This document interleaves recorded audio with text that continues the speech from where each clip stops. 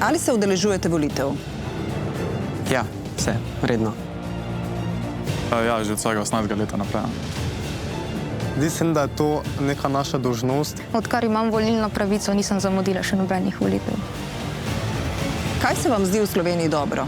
Dobro se mi zdi to, da smo praktično na vseh področjih zraven, od industrije do športa, kar kaže naš potencial in sposobnost.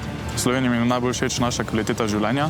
To pomeni od socialnega varstva do brezplačnega šolstva. Ni zelo dobro, imamo strokovno izobrazbo fakultet pa srednjih šol. Poskrbljeno je za varnost in nasplošno za kvaliteto življenja.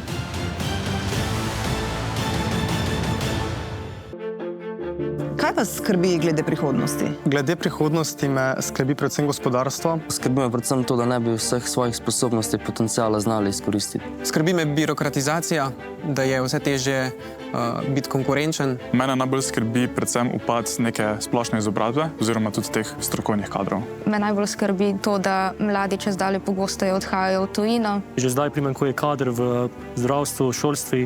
Zdaj že vidimo, da ni več zdravnikov, ni več profesorjev, učiteljev. Zdi se mi, da če ne volimo, s tem izkažemo ignorantskost do situacije. Mislim, da vsako mnenje je pomembno.